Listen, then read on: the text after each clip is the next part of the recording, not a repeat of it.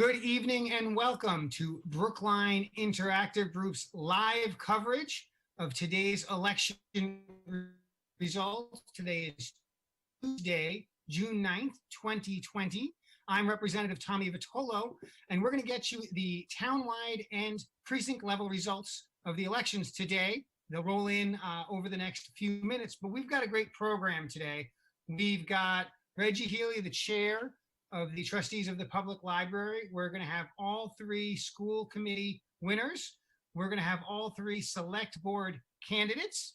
We've got Mike Sandman, the chair of the advisory committee, and Bernard Green, the chair of the select board. We've also got a few surprise guests. You'll have to stay tuned to see just who those are.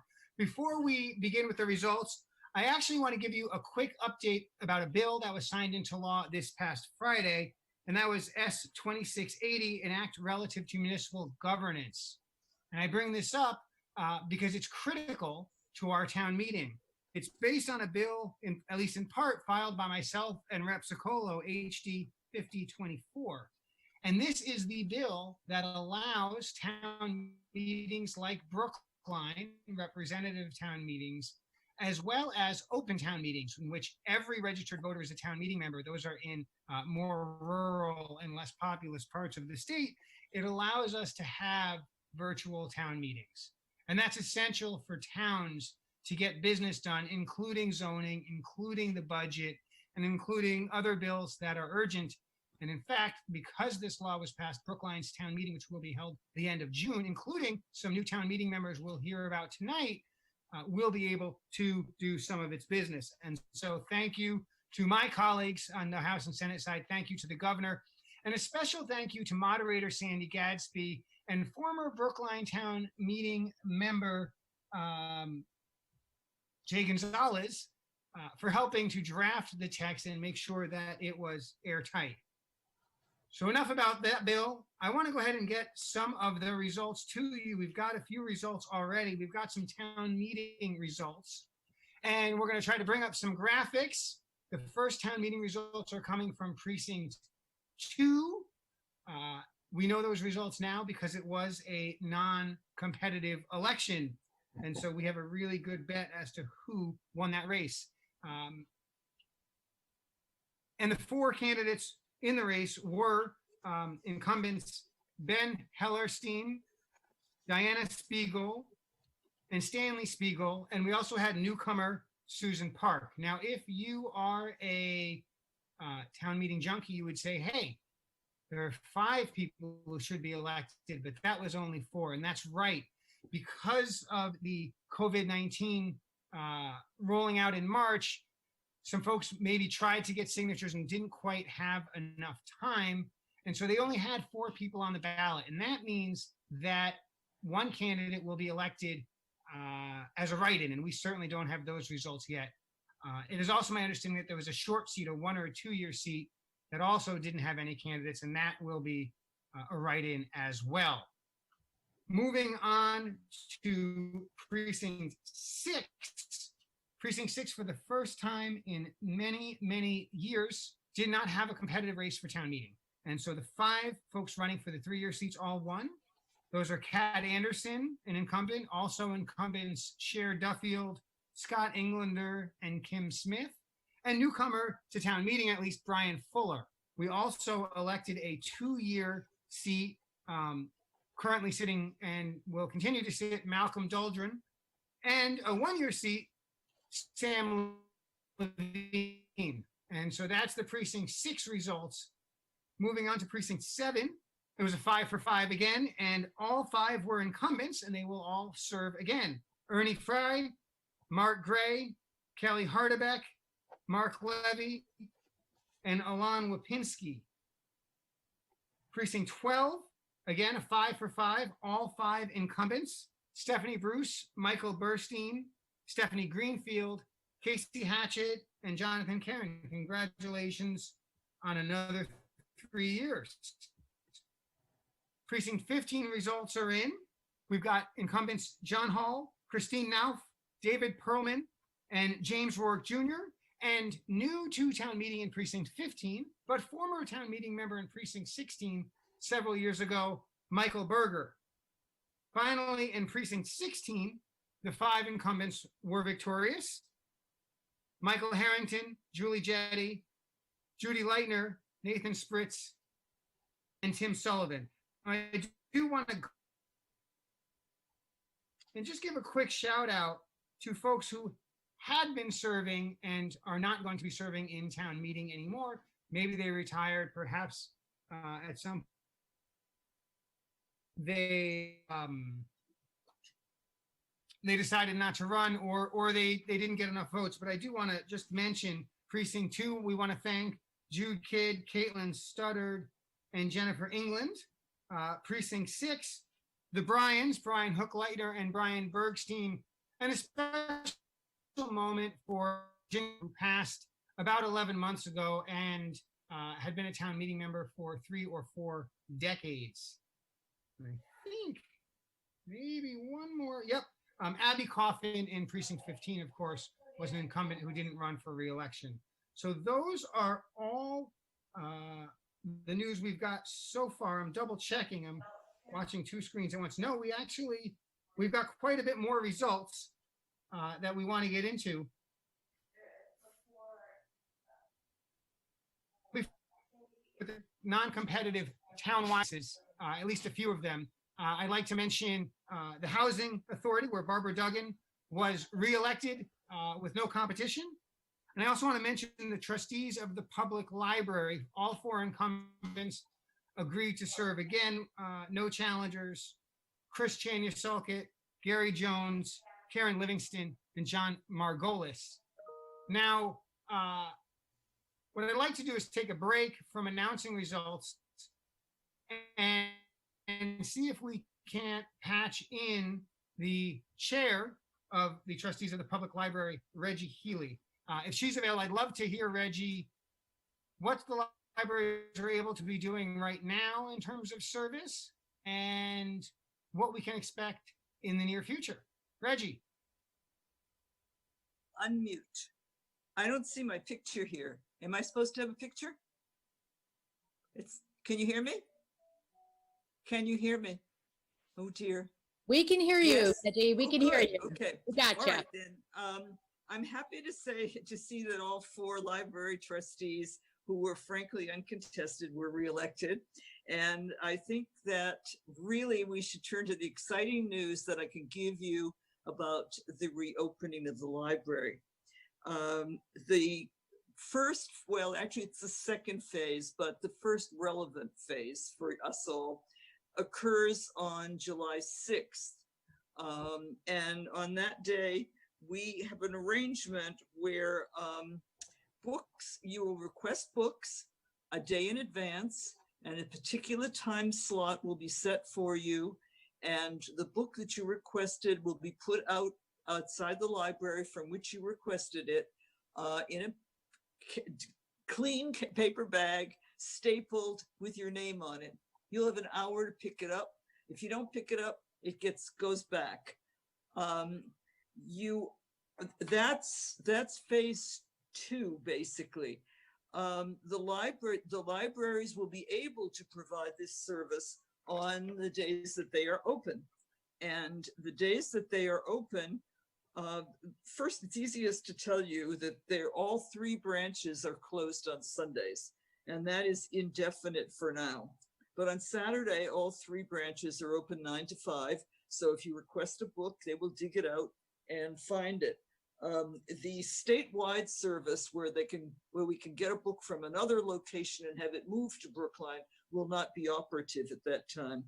The other days I'm not going to read them to you, but they're easily available on our website. And we're looking forward to seeing you then. The phase 3 piece, we're not exactly sure when that can happen yet, because we need to see how this piece goes. But we are excited. We welcome you back. And I believe I should tell you that all of the interactive things and the computer services and so forth that we normally provide that you can log in and get are there. And so there's a lot that the library is offering you even now, which isn't physical, but is electronic. And that's really what I have to say. Thanks. Tommy? I'm done. Reggie, thank you so much for that. And thank you for all of your work on the libraries. We sure miss them, and we can't wait to get back into them. I know my children for sure are just dying to get back in those libraries. And so we hope we can get there as soon as we can.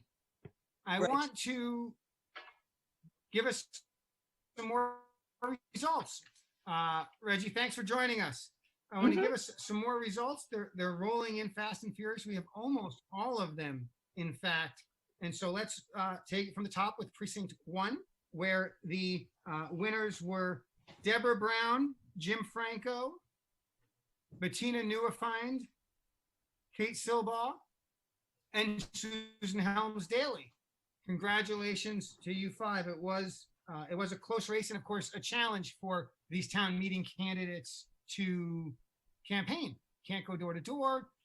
It's tough to get a lot of attention as a town meeting candidate. And so congratulations to you 5. We're going to move on to precinct 3. In precinct 3, the 5 incumbents won. And again, it was a fairly close race. And so congratulations to Kate Becker, Mary Dewart, Mac Dewart, Megan Levine, and joining us later, Mike Sandman. Precinct 5 has results as well. That was a much heavier race, a lot of competitors.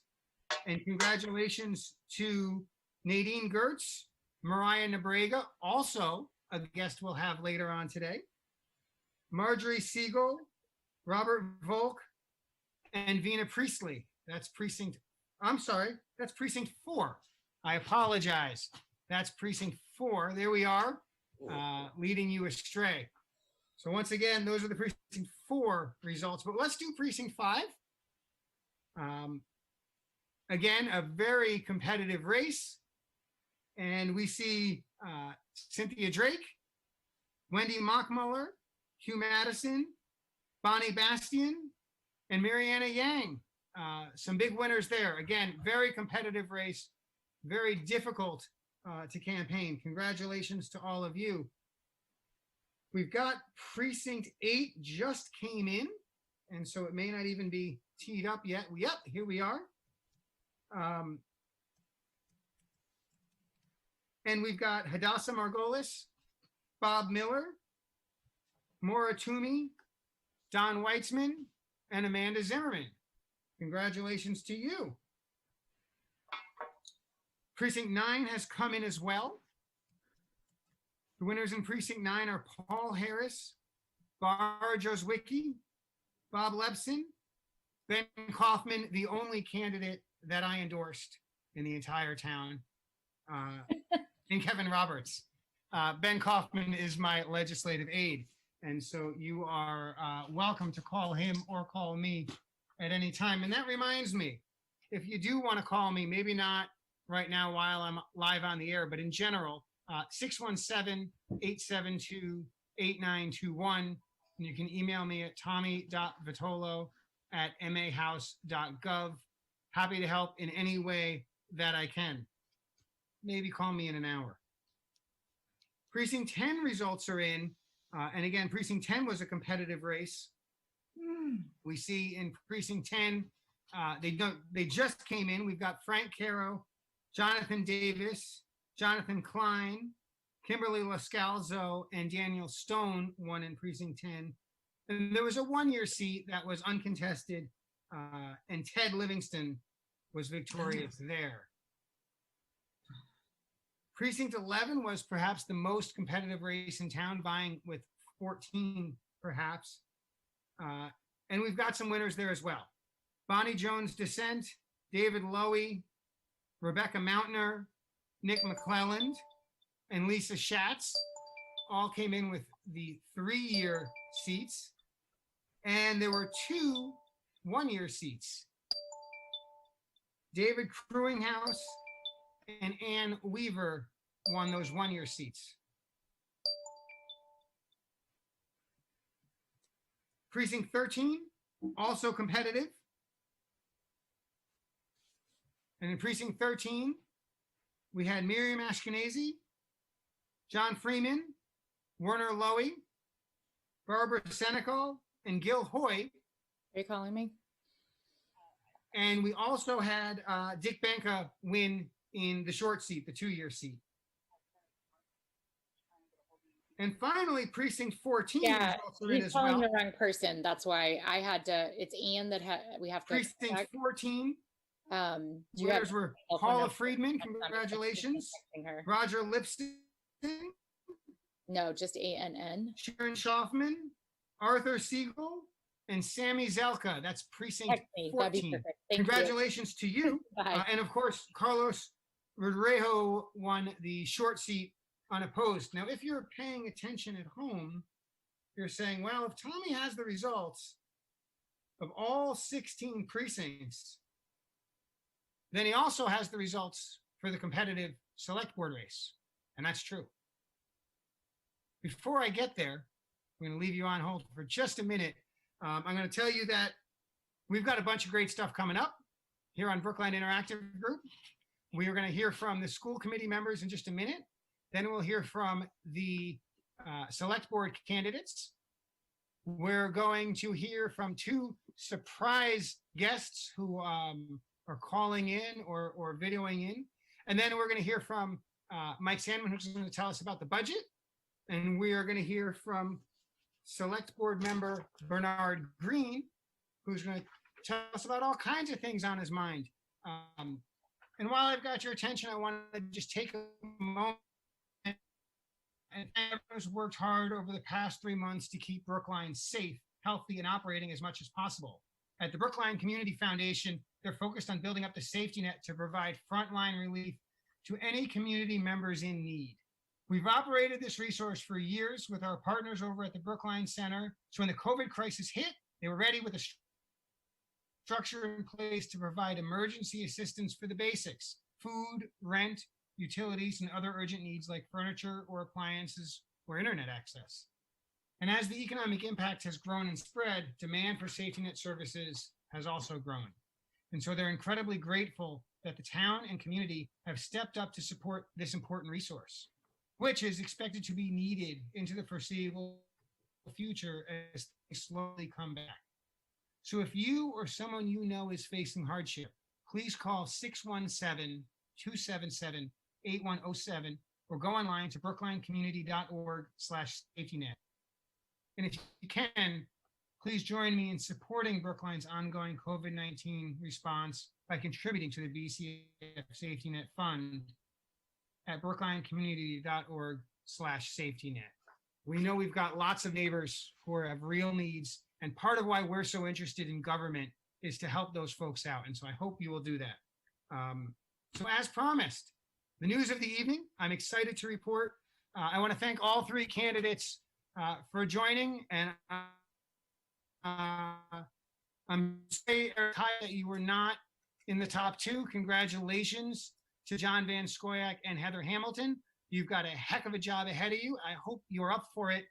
We're going to need the leadership. We're going to need every ounce you've got. And so congratulations to you. I also want to invite the 3 school committee members who were just elected, newcomers to school committee, Mariah Nebrega and Andy Liu, as well as Suzanne Fetterspiel. Congratulations to you 3 as well. I'd love to hear what you're thinking. Let's start, Mariah, if it's all right with you. Congratulations. Tell us what's on your mind. What can we expect?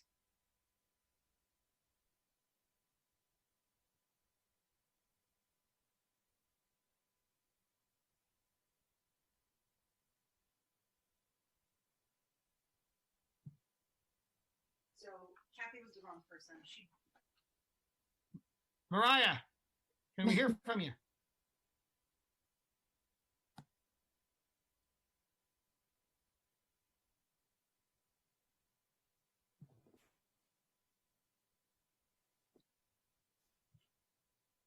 We don't have audio for you, Mariah. Tommy, we might have to come back to her. She might have to log out and come back. Mariah, seem to be having some technical difficulties, which means Andy Liu, welcome. I hope you're doing a little better. And Mariah, we'll come back to you in just a minute. Andy, how we doing? Can you hear me? Can you hear me, Tommy? I can, and I'm delighted to. Tell us what's on your mind. Well, thank you, Tommy, for hosting this event. Congratulations to Mariah and Suzanne. I've really loved getting to know you as candidates, and I cannot wait to get to work alongside the two of you on school committee and with the other school committee members. And thank you also to the hundreds of people, parents and educators and others who have spent time talking with me about their ideas for the schools. So one question I got during the campaign that stuck in my mind is, what are the greatest strengths of the Brookline schools? And I think the two of our greatest strengths are our educators and community involvement. So I'd like to say a bit about each of those. So first, our educators. I was motivated to run for school committee in the first place because I wanted the expertise of classroom teachers to have more weight in shaping the curriculum. So like everybody right now, I am grieving over the recent layoffs of over 300 Brookline educators. And we know now that the vast majority of these educators will be brought back soon. But it is going to be a long road back for the district after the shock and anger that this has caused. So I very much appreciate the friendliness that the union leadership has shown toward the incoming school committee. And I hope that we will find a path forward in an atmosphere of mutual respect. So a second great strength of the Brookline schools, I think, is the passionate involvement by parents and the community. So we've seen this in the outpouring of support for educators after the layoffs were announced. We've seen it in the response to the school committee's call for volunteer experts to help with planning for the fall. And we've seen it in the way that families are now spending hours every day helping their kids to stay afloat academically. We're one of those families. And to me, the most important thing about school is the live face-to-face contact between teachers and students between students and students. So if there's any way consistent with public health that we can bring schools together physically in the fall, I will be working to make that happen. And if we need to ask the voters for help in opening the school safely, I will be out there trying to explain what school will look like if we vote yes and why this is so important for our community. So thank you very much, Tommy. Back to you. Andy, thank you so much. Look, viewers out there know that the budget is in crisis and you're going to have a heck of a time figuring out how to retain all of our faculty to the best you can and reassign them as needed and come up with all of the PPE and other adjustments necessary to keep our schools operating in person, on Zoom, some of each. We don't know yet. It's a remarkable challenge when all the rules aren't even laid out. And so I know you're up for the challenge. I'm excited for you. Thank you so much. Mariah, are you in a better place now than you were a minute ago? Can you hear me now? I can, and I'm delighted to. Hooray. Mariah, congratulations. Thank you, Tommy. So a couple of words to share with the voters of Brookline. I'm newly elected, as you all know, so while I know quite a bit about school committee work, there's much more I don't know. But as I grow into this role, I really want the residents of Brookline to know that the actions that I will be taking have been shaped by my own experience as both a student and a parent in the Brookline schools. I went to BEEP at the Lynch Center, then Lawrence, then the high school, and my overwhelming memories are not what I learned, but who I learned them with. Teachers at Lawrence like Ms. Miller, Mr. Conry, teachers at the high school like Ms. Davis, Mr. Villarolo. These are just a few of the people who changed my life. These teachers had the time and the freedom and the resources to give me what I needed, not just an outstanding education, but more. Time to check in beyond the teaching itself, emotional support when things were hard. Going forward, I want teachers to have that same time and freedom and resources to change student lives. But now that I'm a parent of a high schooler, a middle schooler, and a preschooler, I get the chance to talk to lots of teachers at every level of the school system. And what I'm hearing is they are being asked to do a lot of things that take time away from not only their core function of teaching, but the wraparound support that makes a student whole, the support that makes a student like me, remember them their entire lives. They, along with us parents, are being asked to pay for basic supplies, to do more with less. And it's wrong, not just for their sake, but for the sake of our kids who deserve to have teachers who can fully focus on them. We can do better. Now, recent discussions have been very blame driven. Who has messed up more? The school committee, the union. I sincerely hope we can move past that dynamic because we all have the same interests. Everyone in town benefits from a smoothly functioning school system. And what do I mean by smoothly functioning?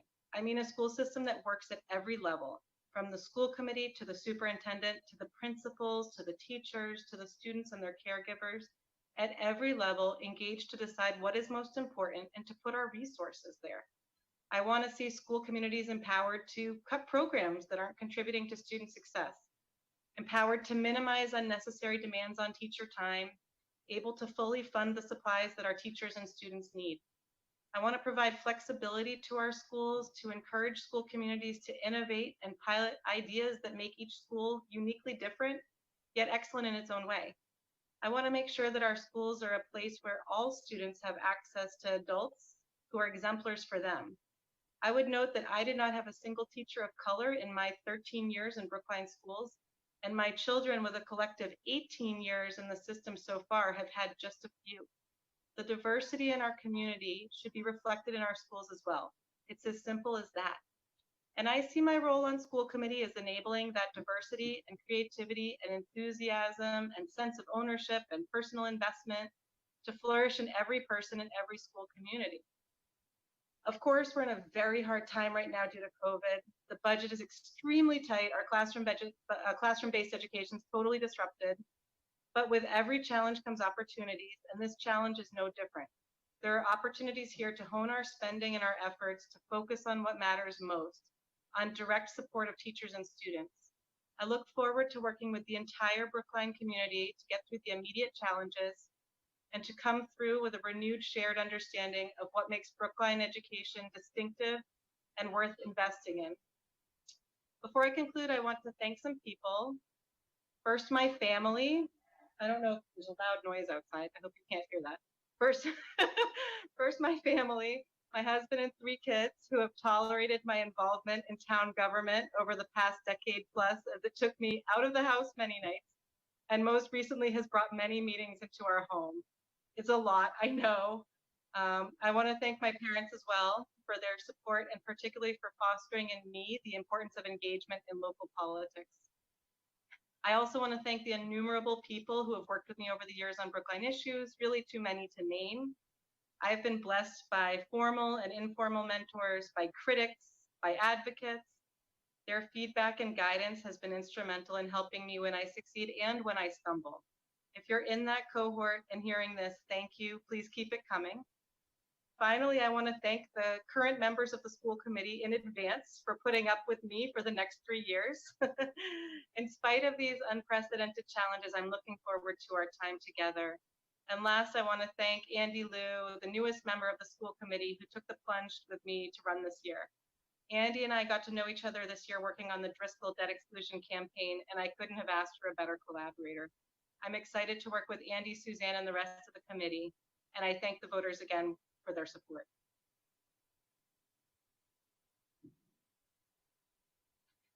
Thank you, Mariah.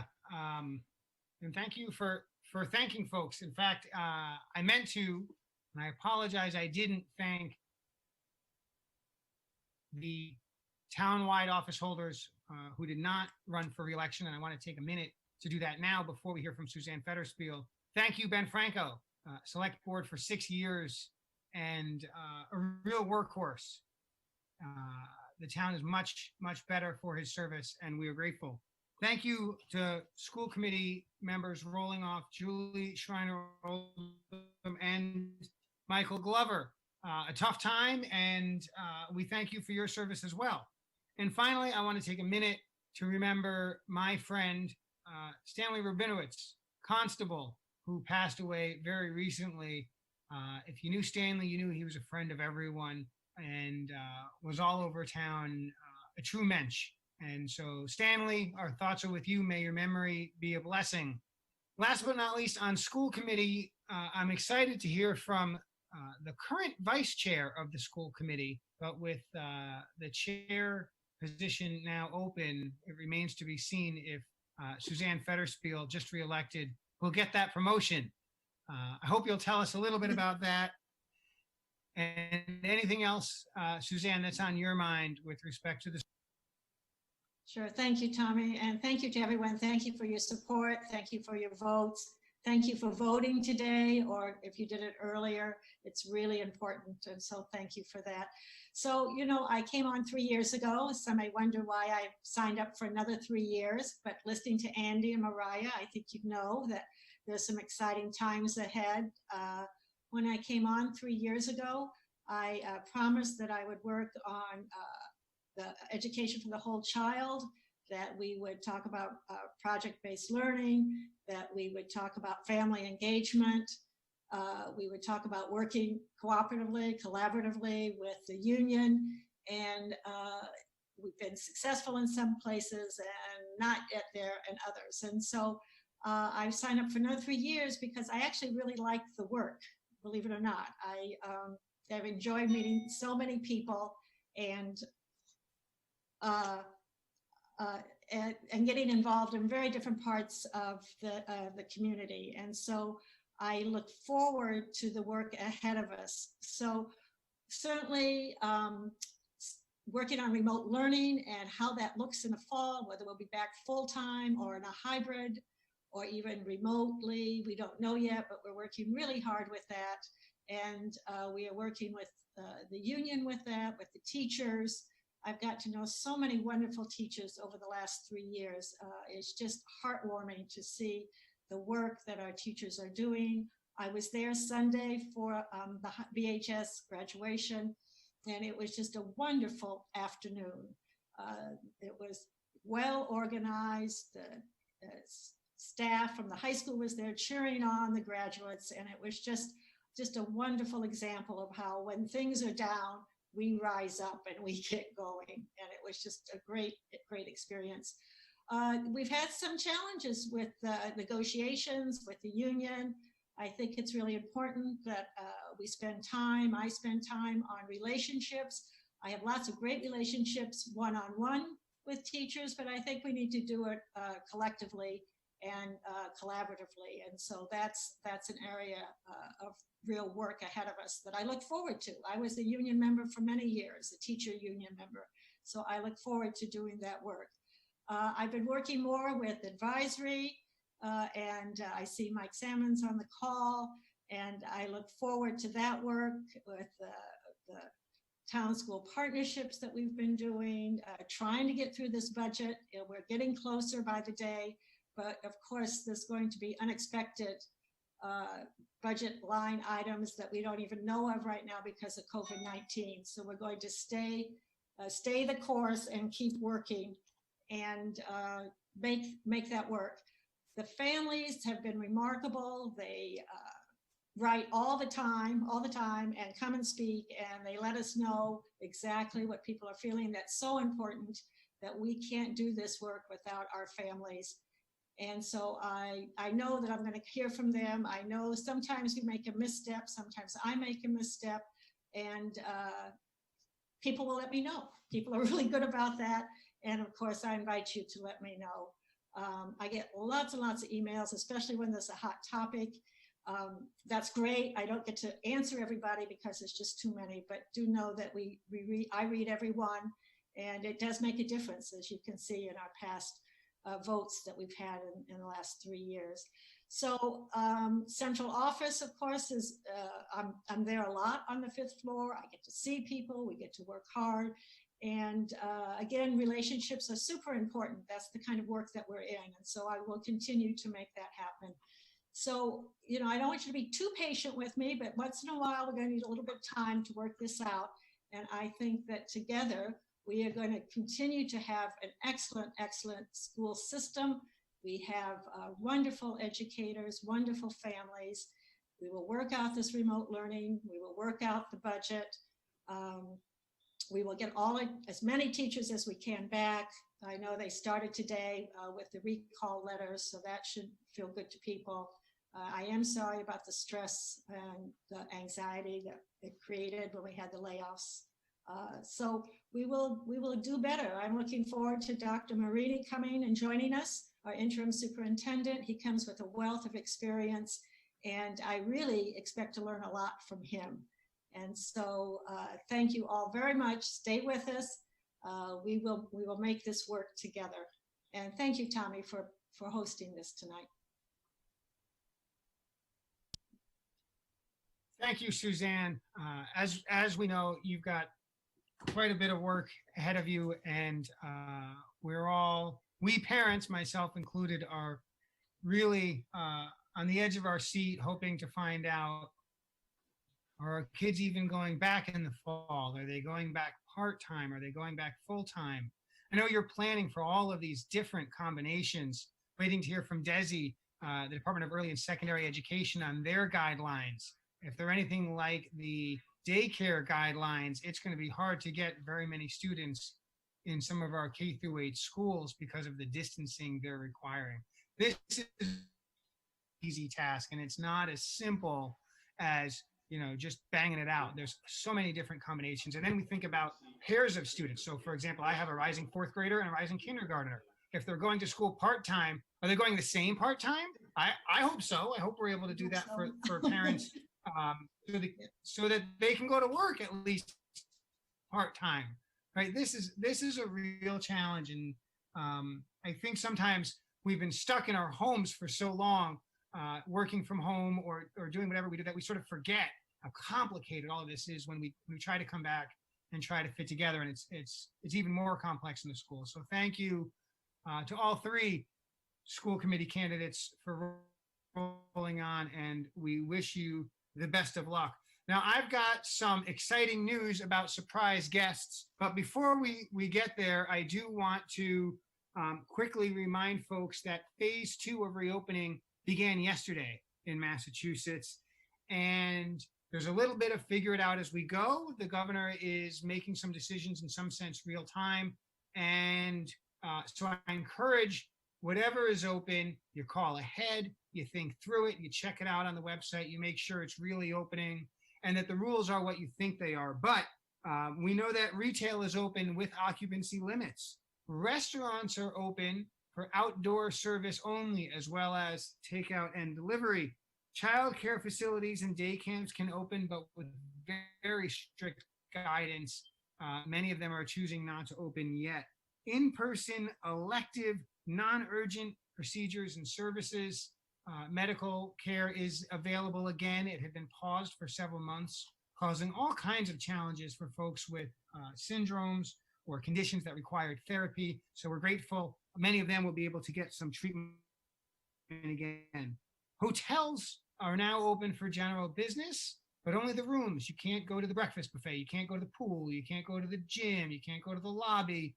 Check in, go to your room. And if you're coming in from out of state, the governor asks that you quarantine in that room for 14 days. I can't imagine that's a particularly effective request, but maybe some people will do it. Personal services without close physical contact are now available again. We're talking about things like home cleaning, photography, window washing, education tutoring. Things with closer contact like manicures and pedicures, massages, those are not open yet. Education necessary for completing a degree that requires physical attendance, maybe you need a chem lab, that's open and available. Youth and adult amateur sports are available. Of course, pro sports are practicing. Outdoor recreation facilities are available. Again, all of this is with some limitations. Don't just go assuming it's ready to go. Check in ahead of time. Professional sports are opening up again a bit. Driving and flight schools back in business, as well as some driver's exams, and funeral homes are opening up a little bit as well. And I know everyone's so excited to hear from our select board candidates, as well as from guests Mike Sandman and Bernard Green.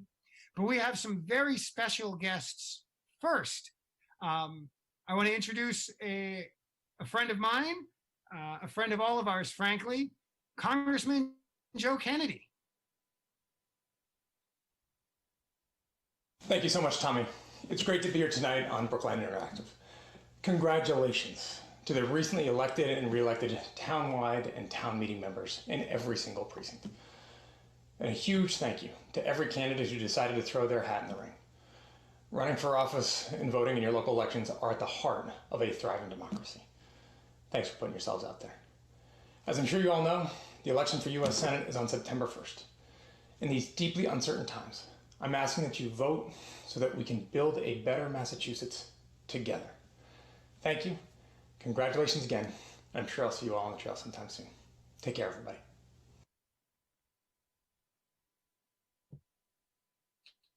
Congressman Kennedy, thank you. I'm sure the viewers don't know, but it's a fact that there was a moment in time when Congressman Kennedy was my congressman and I was his town meeting member. And so there we were representing each other.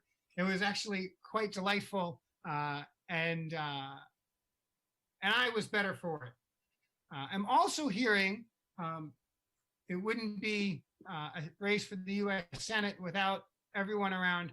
I'm hearing that Senator Markey is also available. We may have a little bit of trouble patching him in, so I'll give our IT team a few seconds to get there.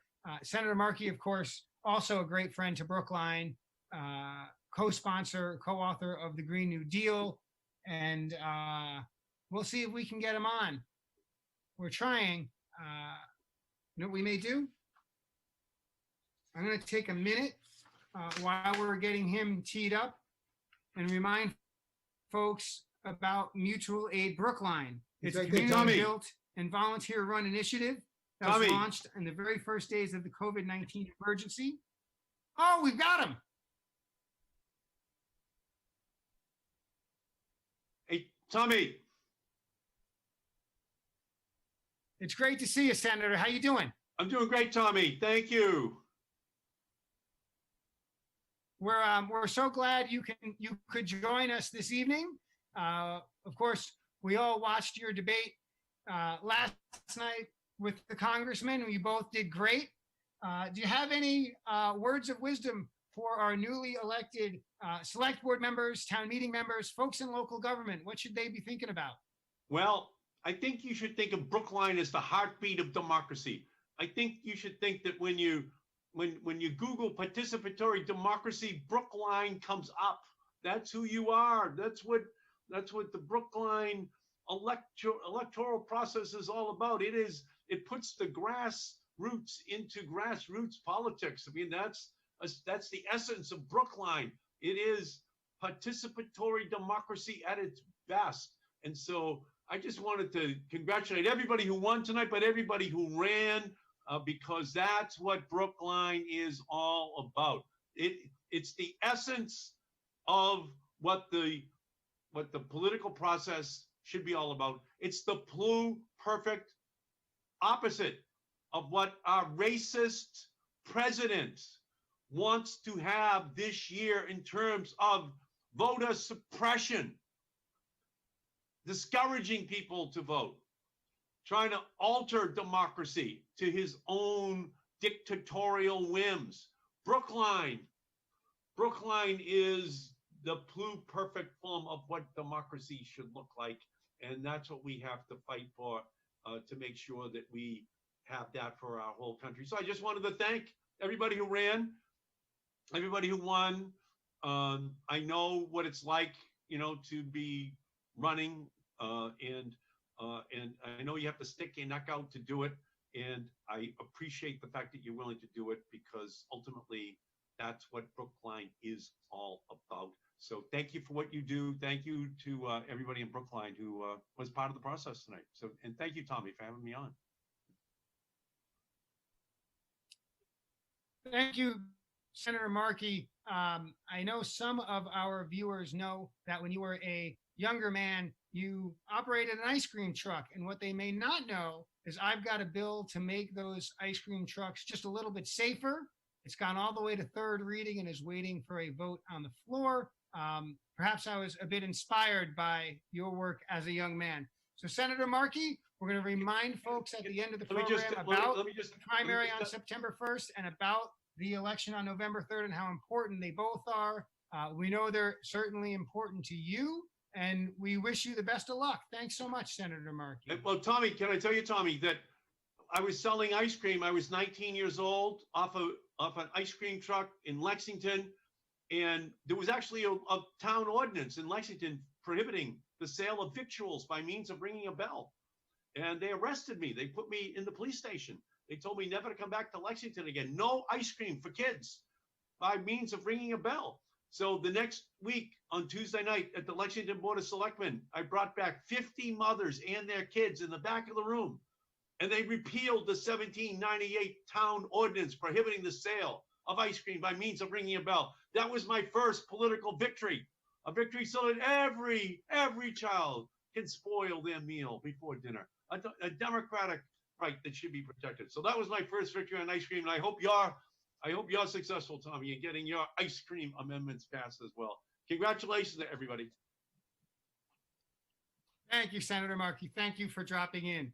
Now, as promised, we've been talking about it for a while, and I'm delighted to finally give them a few minutes of screen time. I want to thank Eric Hyatt and John Van Scoyac and Heather Hamilton for running. We've got the vote totals. It was, in fact, quite close. Heather Hamilton topped the ticket with 5,070 votes. Eric Hyatt had 3,258, and John Van Scoyac had 3,526. So it's just a few hundred votes separating the two of you. Congratulations to everyone running differently in such a difficult time. Eric, candidate, you showed a lot of courage, and thank you so much for running, and thank you for joining. Hey, Tommy, can you hear me all right? You bet. I want to thank you so much for facilitating this call. And I want to thank Kathy and Ann from Brookline Interactive Group, on whose board of directors I serve. Big will now have a lot more of my bandwidth than they did over the past few months. On January 24th this year, which seems like a lifetime ago, I pulled papers in person at the Brookline Town Clerk's office and declared myself a candidate for a select board. At the time, I was expecting a challenging campaign, but I had no idea how challenging. I look forward to the sweetness of many heartwarming moments that were stolen from all of us by COVID-19. I look forward to hosting a campaign launch at Hops and Scotch. I imagine an in-person campaign forum at the Senior Center, shaking hands with senior citizens. I imagine coffee dates with activists. I thought I'd build a coalition the old-fashioned way by knocking on doors in my hometown. Most importantly, I thought this would all be over on May 5th. It's crazy to think about those things now. Due to COVID-19, this campaign lasted 5 weeks longer than anyone could have imagined. I'm sure John and Heather and all the other candidates will agree that this was a punishing campaign cycle. Face-to-face conversations with Brookline voters were completely out of bounds. So we had to make our cases via Zoom and WebEx and emails and videos and robocalls. It was hard to have those debates online. Hard for the town to feel so disconnected from its would-be leaders. Anyway, this was not the campaign I'd expected, but it had its own heartwarming moments. Being endorsed by Select Board member Raul Fernandez was definitely a high point, as was my endorsement yesterday by Black Lives Matter of Brookline. Winning the support of our communities of color has meant far more to me than winning this election. As events of historic significance unfold around us, Brookline succeeded in building a town-wide coalition that embraces racial justice, economic inclusion, and has begun the difficult process of reimagining our relationship with policing. I'm so glad I ran, and I would definitely do it again. I certainly got to express some things that needed to be said in Brookline and to hold the town accountable for its blind spots. I was uplifted to find so much support for true progressive views. Congrats, Heather, for dominating this. That's an amazing, amazing outcome. And congrats, John. It was a close, hard-fought race. And you two have been like formidable, formidable opponents and have taught me a lot. My campaign theme is not me, but we. So let me talk about the we for a second. I have to thank my campaign cabinet, Loma Vaz, Abigail Erdman, town meeting member Deborah Brown, Luciana Shachnik, Katha Seidman, and my BHS classmate Rashna Dahanda Balakrishna. These 6 strong women guided me daily through a tough campaign and helped me become a better person and a better candidate. I thank my volunteers, especially Robert Liao, one of the very few non-white people to have ever served on advisory committee and who helped me form sensible opinions about the budget. I thank Savion Cohen and Precinct 11 town meeting member-elect Ann Weaver, who helped lift up my positions and express myself more clearly. I thank my fellow Brookline Interactive board member and Precinct 5 town meeting member-elect Bonnie Bastian, and I'm so proud to be a member of Mutual Aid Brookline and to continue helping marginalized groups in our town. And I thank those who had the courage to endorse me, Joan Lancourt from the Commission of Diversity, Inclusion, and Community Relations, Malcolm Cawthorn, the BHS METCO coordinator, former Representative John A. Bussinger, town meeting member-elect Amanda Zimmerman, Jeff Wachter, and their wonderful organization, Brookline for Everyone, library trustee and town meeting member Michael Burstein, town meeting member Kia Vanderzeel, town meeting member Wendy McMillan, town meeting member Sarah Axelrod, and Crystal Johnson, my fellow board member at Brookline Interactive, and Nancy Niddickman, my friend for my entire life and president of the Friends of the Brookline Library. I have to thank my Driscoll friends, Megan, Aimee, Mike, my BHS classmates, my Harvard classmates, people who've known me all my life and who believe in me, Mike and Jenny in Seattle who made homemade posters. Finally, I thank my family. My mom has Alzheimer's, but remembers that I'm running for office and always asks about it. My dad and my wonderful stepmother, Maxine, who have both held elective office and have been such a source of kind and useful feedback. My brother, Brian, his beautiful and talented wife, Amy Hyatt, and my 3 wonderful nieces. Finally, my partner and campaign treasurer, Teddy Weinberg. He stood by me throughout this campaign, and I could not have even gotten on the ballot without his constant love, kindness, compassionate, and enthusiastic support. Please, everyone, try to convince Teddy to run instead of me next time. Finally, I offer my blessing to our new school committee and select board and hope they know I'll be there to make sure they do the best possible job with the challenges facing the town. Brookline is my home, the community is my family, and I'm not going anywhere. Thanks to the thousands of Brookline voters and everyone who shares the spirit of our campaign, not me, but we. Thank you so much. Eric, thank you for those words and for being so gracious. I've lost a race. It's lousy and it's going to feel lousy for a while. But I really celebrate you keeping your head up, and I know that you will continue to work hard in this town on the issues that are important to you and important to all of us. You did mention 2 things that I want to quickly connect with. One is Mutual Aid Brookline. I had started to tell folks about it. I will get back to it, but not just yet. And the second thing is you mentioned our friend Malcolm Cawthorn, who is appearing on my show on Brookline Interactive this Thursday at 2:30 p.m. So I encourage folks to tune in. Enough about me. Let's hear about John Van Scoyoc. John, congratulations. I don't know what you're thinking about getting into this game at this particular date and time. It's going to be so challenging. I'm grateful that the town will have your many, many years of experience to pull from, and I look forward to seeing how you steer us through this. So, John, what do you have to say for yourself? Tommy, thank you very much. It feels great to be here tonight. And I want to say, first of all, to the front runner, Heather, she made it look easy to get those 5,000 votes. And boy, do I wish I had that talent and that skill. And to Eric, I want people to know that one of the first things that happened after I announced I was going to make this campaign for select board was that I got a message from Eric, and then we had a conversation. We had coffee together back in the days when people had coffee together. And I liked him so much, I thought, what how am I going to run against this guy? He and I sort of get along well. We have a lot of the same thoughts about the way things are going in Brookline right now. But once you're in, you're in. We made the best of it. I don't think anybody's going to be calling me landslide Van Scoyoc after tonight, but we will look forward to taking the second place finish and making the very, very best of it for Brookline. And I'm going to thank a few people, and then I'm going to express a few more thoughts about this. And I am guilty of not always. I like to do things kind of on the fly and not always write everything down. And so if I forget anybody with these people I'm going to thank, I sincerely apologize. But I want to mention a few people by name.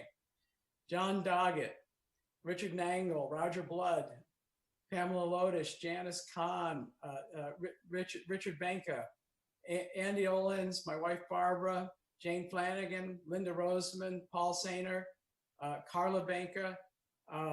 Those people, you can't believe what it meant to me to have them supporting me, writing dear friend cards for me, making phone calls for me. And I'm going to mention a few other people, Marty Rosenthal, Neil Gordon, two people who I have to say, I think one of the things about this campaign that is a hallmark of why it finally succeeded in the end is that I set out at the very beginning to build bridges to people who might not automatically be thought of as the kind of the persons that would be in my camp that would support me. And they were not only in favor of me, but the work they did for me, the advocacy they did for me, it means so much to me. It makes me feel as though I'm understood in a way that I haven't always felt understood in Brookline. It's easy to get labeled in Brookline. It's easy to get labeled if you're from my end of town. And if you question things, if you don't automatically just go along with every single proposal from the start, but you become known as kind of the skeptic who's always asking the questions.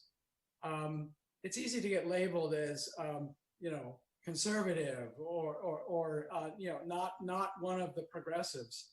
And I've always thought in my heart, I am a progressive. So Marty and Neil and others from the great progressive democratic tradition in Brookline politics, thank you so much for your support. Sasan Zelka, Larry Oney, Danelle O'Neill, Bobby Nabel, Mark Ray, tremendous people, wonderful people who supported me. And, I have to say, I don't want to go into this in great detail, but there were people who put pressure on people once it became known they were supporting me and made it difficult for them. And, maybe you can say that's just politics, but I hope we don't see that again. Brookline elections should be about winning support for yourself and not going after the people who support your opponent. And there were people, not the other candidates in the contest. I don't mean to suggest that, but there were people who seemed to think that this game was sort of a blood sport. I hope that's something we can put behind us. But there's a famous saying, politics ain't beanbag, and so I think you have to appreciate that when I got into this contest, excuse me, the first question a lot of people asked me was, boy, do you know what you're getting into? And I think I can honestly say I did know what I was getting into. And Tommy Vitolo, you get a lot of credit for teaching all of us that politics can be fun. Politics can be a great way to sort of get to know other people and have other people get to know you. And politics is almost always going to be hard work. And nobody does the hard work like Tommy. And I just want to say to my fellow candidates, you've done a great job of learning from Tommy, but you forgot the most important lesson, and that's to hold up your phone number. And now I've written it down in a way nobody can read it.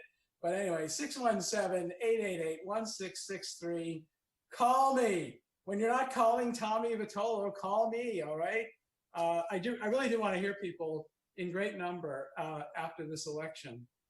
Go ahead. Tommy's got to hold his up. I want to tell people something else about me as well. My wife said something very nice about me. Isn't that surprising? When I got into this campaign, and she posted on Facebook that she wanted people to know that as much more than anything, what I'm about is that I really love Brookline. And that might sound like, oh yeah, you know, every politician says that, you know, you're just trying to make people feel good and so on. But if you think about it, there's been a lot of issues in this election that have raised the question: can a person really love Brookline? Can a person love Brookline if they're from a community of color and they feel as though policing targets them? Can a person love Brookline if they feel like they're being left out? Can a person love Brookline if they feel as though the schools are letting them down? I can tick off on any number of those types of questions. And the answer I come back with is, if you get to know Brookline deeply, you will love Brookline, but you will love it with all of its faults. And boy, do we have some faults, and boy, do we need to do some work to change Brookline. But you'll also appreciate that there's a lot about Brookline to love. And I think you have to kind of put that first in everything you do. How can we make this the community that is worthy of our love? And I'm not ashamed to say that. I think that word has to be part of our conversation. And one of the conclusions I came to is that we all need to get to know Brookline better. We all need to get to know each other better. And we all need to learn to trust one another more. I think too many of our divisions are divisions that don't need to happen if we would just face each other as humans, not label each other, learn from each other, listen to one another, share with one another, and then arrive at a common goal, and then work at it with common purpose. So I'm going to try to be the person who makes that happen as much as possible in this 3-year term that I've been elected to. And I want to tell you a couple of other things. And one of them is to say something to voters. I can be, I confess I can be kind of obvious and corny. From the beginning of the campaign, I had this picture of myself going to meeting after meeting and holding this organizational chart of Brookline up and pointing out to people that at the top of the chart is voters. And of course, I didn't get to go to any meetings. COVID-19 came along. There were no meetings, so I couldn't hold up my chart. I paid a lot of money for that chart, and I didn't get to use it.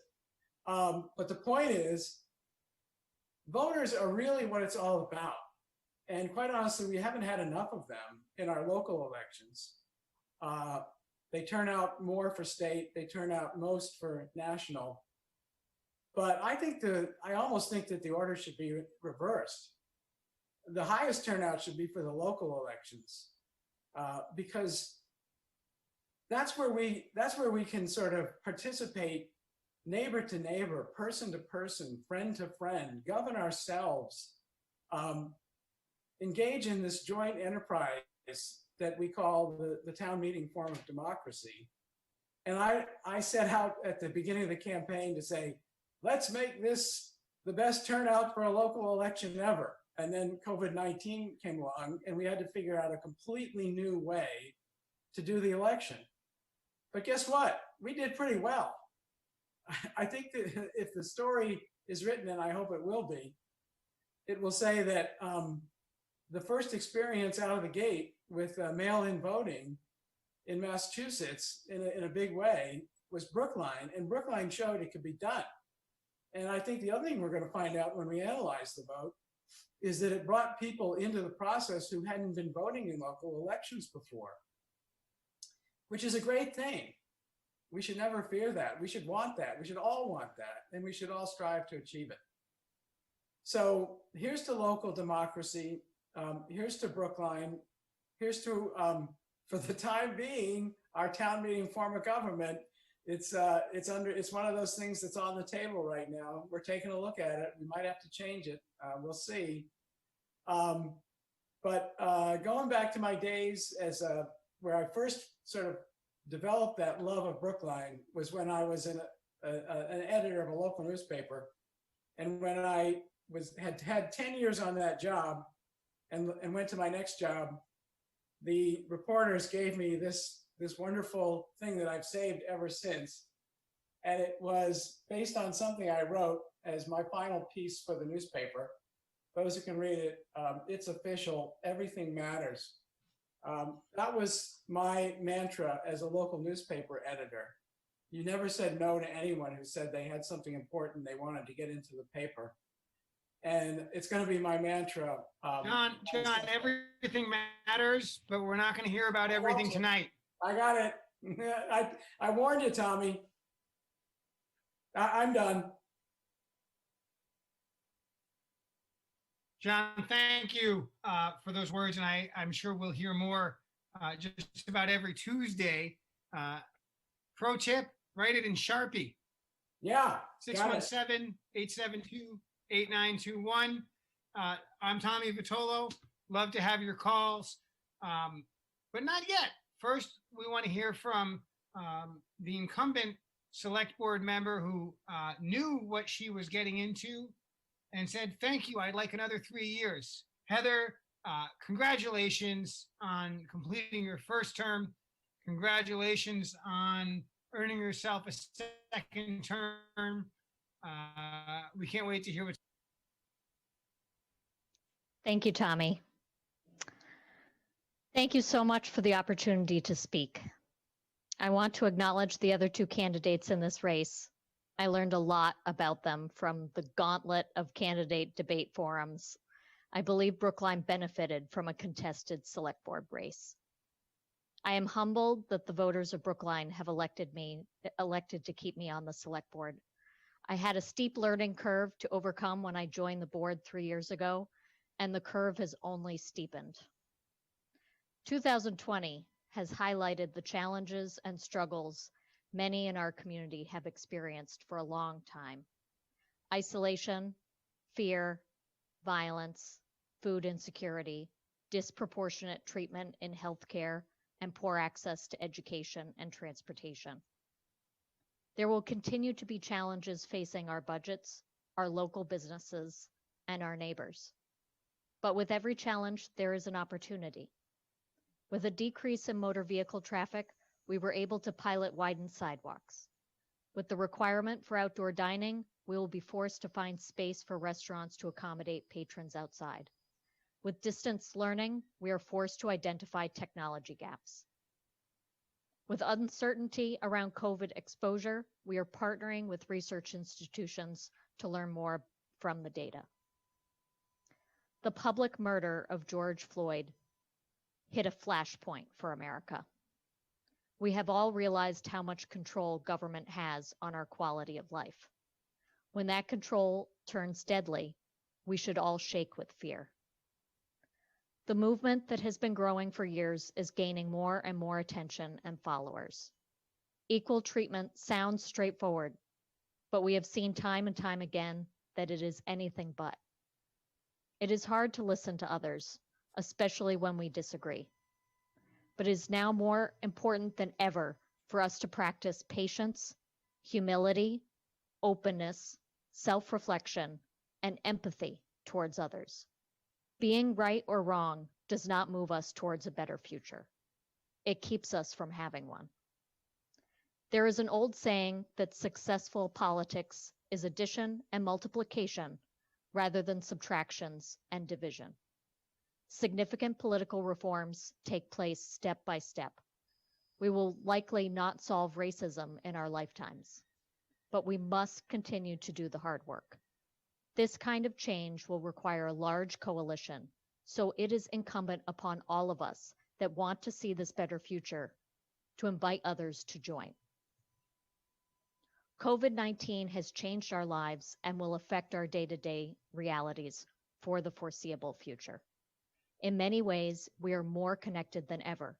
Meetings are now recorded and public participation is up.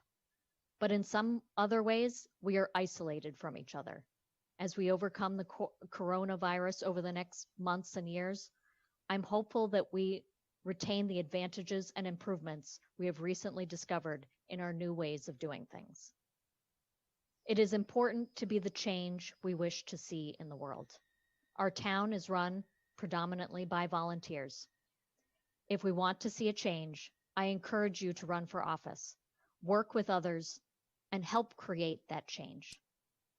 Thank you. Heather, thank you for those words. And again, thank you for working so hard for this town and being willing to continue to do so. We've got a town meeting coming up. We're gonna talk about the budget. Setting the stage for us will be Michael Sandman, followed by Chair of the Select Board, Bernard Green. But first, as promised, I wanted to get back to Mutual Aid Brookline, which I had started to share for just a moment. And I want to continue that thought. In fact, I'm really just going to start it over. And as some of you know, but maybe some of you don't, Mutual Aid Brookline is a community-built and volunteer-run initiative that was launched in the very first days of the COVID-19 emergency.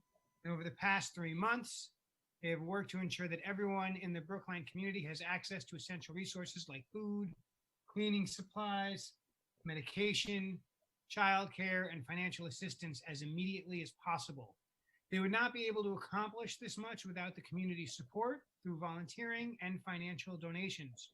And Mutual Aid Brookline still very much needs your help. There's tremendous need in this community. If you are interested in donating, you can do it through a couple of different methods. For you whippersnappers who use Venmo or Cash App, it's at Mutual Aid Brookline and $ Mutual Aid Brookline as appropriate. For old timers like me, you can write a check. Mutual Aid Brookline, send it to P.O. Box 470463, and that's Brookline 02447. And equally importantly, they need some help with volunteers. And so you can feel free to email mutualaidbrookline@gmail.com to volunteer. Mutual Aid Brookline has helped so many people in this community in so many different ways. And I am in awe of their ability to do so nimbly and quickly and creatively. And so if you need some help, or if you're able to give some help, send an email, mutualaidbrookline@gmail.com. As folks know, the economic shutdown or slowdown perhaps has resulted in tremendous unemployment, and that trickles through to the budgets. And while the federal government can print money and can operate at a deficit, the state cannot and the town cannot. And in the state's case, a significant portion of the revenue is state income tax. With 700,000 people fewer working today than were working 2 months ago in the Commonwealth of Massachusetts, that's a significant decline in income and a significant decline in revenue for the state. One of the ways that will manifest itself is in less aid to cities and towns. On the town side, we have dramatic reduction in parking meter revenue, dramatic reduction in parking ticket revenue, dramatic reduction in meal tax, and almost zero hotel tax. And at least for a short while there, the recreational marijuana revenue was also zero. Now, recreational marijuana is, I believe, back in business with some restrictions. Restaurants are doing more and more and slowly creeping up. Hotels are back in business, but it's going to be a long time until those revenue sources are back where they used to be. And that puts a hole in the budget at the very time when we need to be spending more money to support our community due to the needs. And so this problem falls squarely on the shoulders of Advisory Committee Chair Mike Sandman. We're very grateful to have his expertise and in some ways his stubbornness, because he's going to stubbornly demand we balance the budget as we must. So, Mike, I'm hoping you can give us 3 or 4 minutes about what we're up against and where you think we're headed. Okay. Well, thanks, Tommy. Thanks for organizing this. I'm here to show you what all the other folks have been talking about when they talk about tough times and tough budgets. Tommy, if it's okay, I'd like to share a screen, shot of the screen.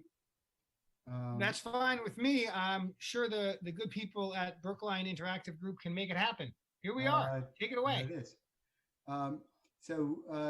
This is a quick look at the hole in the budget compared to what we expected to have when the budget was originally put together in February, and it's made up really of two subtotals. The first is that we expect a decrease in state aid of $3.3 million, and this is from the town administrator, and that's his prediction based on what he's seen in past recessions, and what he expects the impact will be on the state's ability to support municipalities, because the state, like the town, has to have a balanced budget. Tommy referred to some of these things, and I'll just walk you very quickly through this. Auto excise taxes will go down because people are buying fewer new cars. When you buy a new car, your income tax, your excise tax goes up. Hotels, meals taxes, marijuana taxes, we're expecting that to go down by 45%. Mostly hotels, which will be pretty close to zero for a while, and meals taxes, which will come back very slowly as the restaurants come back slowly. The marijuana business is probably one of the few places where there will be the so-called V-shaped recovery, because demand is there, and as soon as the regulations allow it, the marijuana stores will be supplying perhaps as much as they were before the shutdown. In addition, we'll have a new one in Coolidge Corner opening this summer, and so forth. So licensing and permits is down. Parking and court fines are down because the police, there's far less traffic. The police are for a period of time, we're enforcing very lightly, and really still are. And so we're expecting a 50% drop in that. A 25% drop in a relatively small amount of money, interest income, and a decrease in the amount of money that we're expecting to get from nonprofits, such as educational institutions and religious institutions, in payments in lieu of taxes. And we were originally expecting to have a first of the year, or that is July 1st, fiscal year increase in trash fees. And that's going to be postponed for 6 months. That costs the town $374,000. We have had an increase in parking meters and other fees, but obviously with traffic down, retail establishments partially shut down, restaurant business very slow, we're going to have a huge drop in parking meter revenue, which normally is over $5 million a year.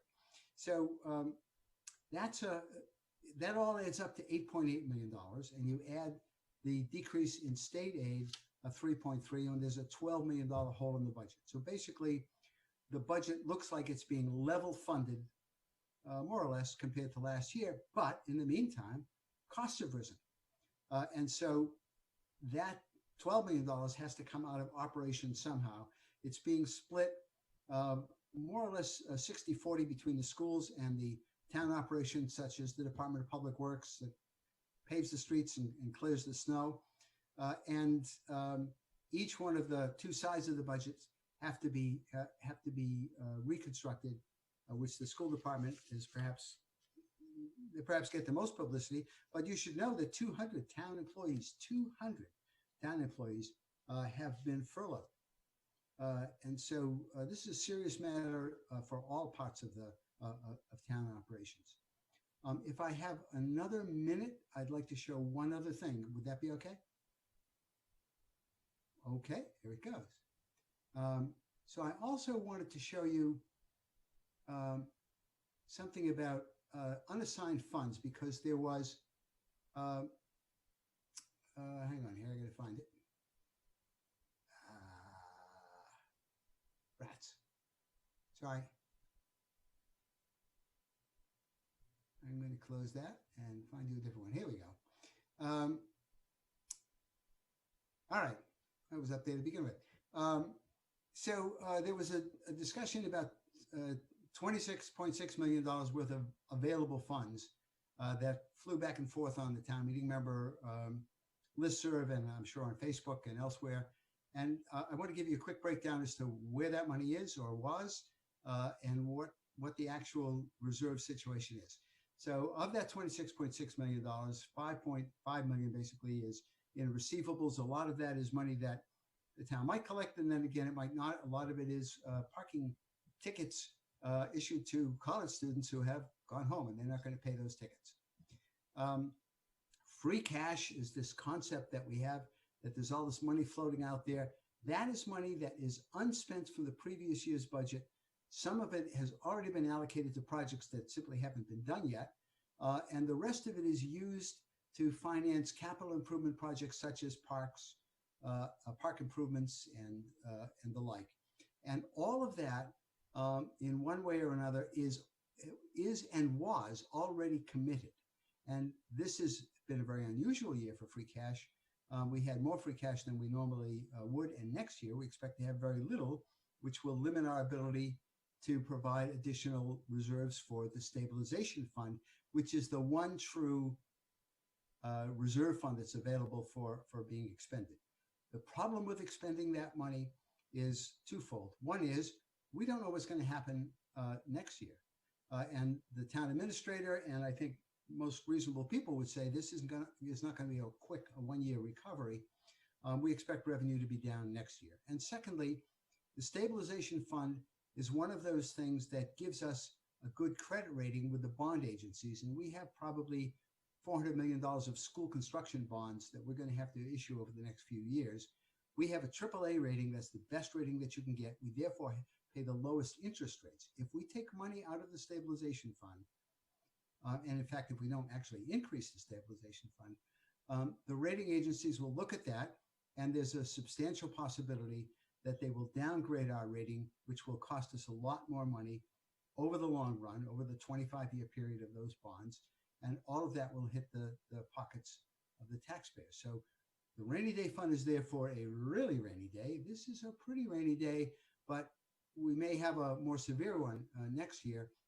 And so the advisory committee and the town administrator have been very conservative about not taking money out of that fund on the one hand. On the other hand, we had originally planned to put $2 million more into it, and the advisory committee suggested that not happen, that money be used as a backup for operations. So those are the two pieces of information that I wanted to provide.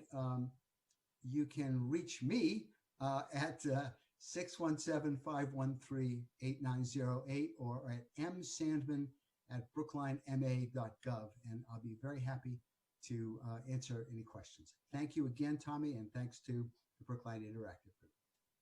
Mike, thank you for sharing that information. And of course, and I want to make sure our viewers know that these numbers are evolving all the time. Some of them are estimates, some of them are waiting on state information. And as things become a little bit more clear, we're hoping that gap tightens. It might go the other way. The future is yet to come. I'm delighted that I have the opportunity to end the evening in terms of guests with the chair of the select board, Bernard Green. Bernard, a lot's been going on in town above and beyond the budget, and I know you are certainly aware of that and have been thinking about that. And I really just want to hand you the microphone and give you a few minutes to share what's on your mind before I wrap it up and we say goodnight. Bernard, welcome and thanks for joining us. Well, thank you, Tommy, and thank you for all you do for Brookline and for Massachusetts, for that matter, and specifically for hosting this election night party. I'm going to consider it a party because afterwards I'm going to go open my bottle of Jack Daniels. First, let me congratulate all the winners in tonight's election, especially the two winners of the select board races, Heather Hamilton and John Van Scoyac. One of the disadvantages of John winning is I have to figure out how to pronounce his name without messing that up. But congratulations and welcome to the select board, John. We really look forward to working with you. And also thank you, I'd like to give a thank you to Eric Hyatt for stepping into the public arena with his new ideas, recommendations, and some thoughts that maybe shook up the way that some of us were thinking about issues, which is always important. Also, let me thank and congratulate the town clerk's office for the incredible and difficult job they performed in holding the election in the midst of this COVID-19 emergency. It wasn't without hitches. In fact, my ballot, I'm chair of the select board, and my ballot didn't arrive, even though my initial application was way early in May. So I walked over to town hall and cast my ballot in person. And let me just say that I felt very safe. The setup was very well organized and voting was very, very smooth. So we can look forward to similar smooth elections in September and November, which is something that we should be very happy to be able to look forward to. So Tommy asked me to talk about two major Black Lives Matter protest demonstrations held in Brookline last week, primarily because people are rightly very interested in how Brookline handled the demonstrations and how we handle the issues that the Black Lives Matter movement has put out there front and center. These will be high on the select board and the town's agenda for the foreseeable future, as well as all the other things that we're struggling with. Brookline's demonstrations were just two of many in municipalities across the country, both large and small, and in all 50 states. I mean, that's really amazing. There are also in Brookline, and I'm sure in many other municipalities, small, informal demonstrations of people holding signs along major roadways. Made a huge, huge impact, I think, on the community, that people took the time to stand out on the streets with signs to convey their concerns to passing motorists and others.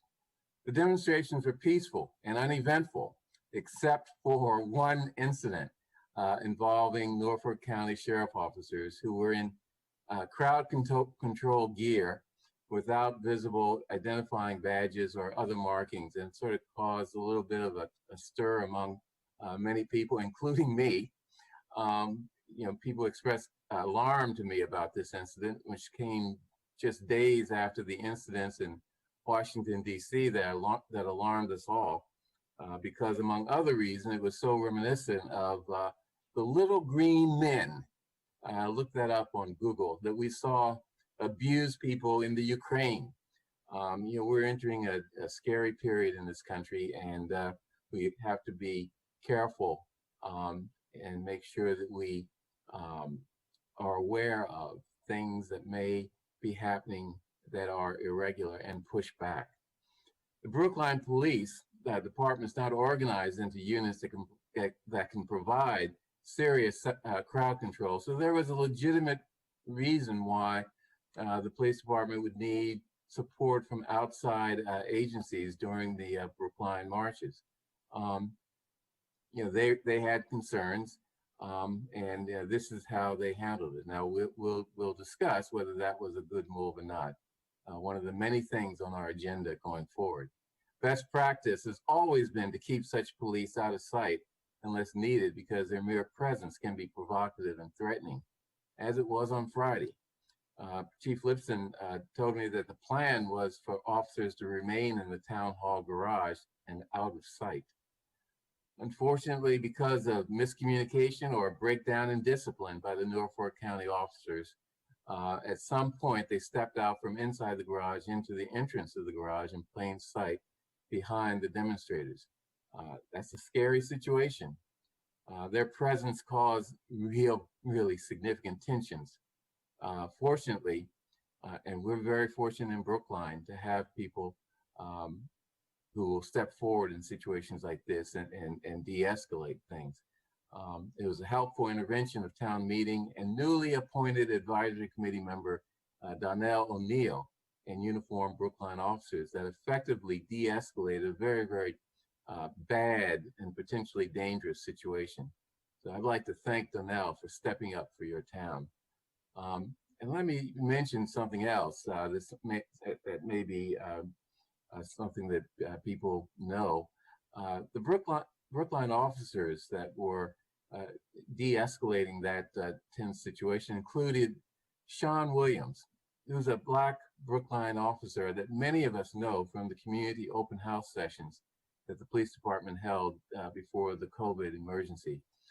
He and other Brookline officers are all trained in as crisis intervention teams.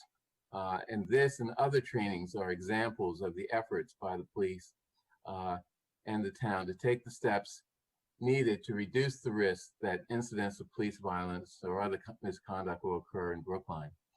We're not perfect. When many people hear of a crime, particularly notorious crime committed elsewhere, the fear is that they're going to say this is also happening in Brookline. I think people should not cut and paste the problems of municipalities like Minneapolis onto the Brookline reality. Let me wrap up by just mentioning one other thing. Because Brookline is committed, and the select board specifically is committed to the aims of the Black Lives Matter movement, we will be erecting a Black Lives Matter banner on the lawn outside of Town Hall. I asked Mel Kleckner to do this, and he pulled together all that's necessary. It's not an easy task, and this should be up in the next day or two. This banner is intended to affirm our conviction that Black Lives Matter and to proclaim our support for the aims of the movement to end police misconduct, to radically reform law enforcement organizations and the criminal justice system, and to take steps to end racism and other forms of oppression. I want to just add that our conviction is backed by the actions of the select board and how our police department has been organized along the lines of what we call 21st century community-oriented policing. We also have follow-up supervision and monitoring of officers and the use of their early intervention program to help identify officers who may be having difficulties in performing police work to the standards we expect. So we have not only the good policies and procedures, but the follow-up to make sure that those policies and procedures are effective in preventing some of the examples of police misconduct and brutality and outright violence that we see in other towns far away as well as close by to Brookline. Thank you again, Tommy, for organizing this election party. And once it's over, join me with a glass of your favorite drink. Not necessarily alcoholic, but whatever you enjoy at this time of night. Thank you, Chair Green. If you're drinking Jack Daniels, I'll probably drink an Irish whiskey and we'll have ourselves a time. Great, great. You know, we've got a primary election on Tuesday, September 1, from one election to the next for a guy like me. We heard from Senator Markey and Congressman Kennedy tonight. Thank you to both of them for joining us. They're running to be the Democratic nominee for the U.S. Senate. We've got about a dozen candidates running to take Congressman Kennedy's seat in the House. There's some guy running for state rep. I forget his name. We've also got an election on Tuesday, November 3rd. And every presidential election is described as the most important one in our lifetimes. And I have no doubt that this one is too. And so please review the races, learn about the candidates. And if you've got a favorite, get to work. Reach out to that campaign. If you're able to, make a contribution. If you're able to, make some phone calls. And ultimately, throw them a vote. These elections are so important. They're important locally, and they're certainly important nationally as well. I want to thank Brookline Interactive Group. The number of hours of staff time it took to put together is tremendous, and it shows. We had a great show tonight, and so thank you to Kathy, to Andrew, and to Ann, all of your help in this, and frankly, in putting things together all the time, both on the municipal side and the cultural side. Thank you to the Tally team, led by Ben Kaufman. Thank you to all of the guests on this show, to all of the candidates, win or lose. Thank you for running. Thank you for putting it all out there. And thank you to the voters for making us have an election today. And thank you to Morrow for holding us to our promises. This is Representative Tommy Vitolo signing off for Brookline Interactive Group. Have a great night.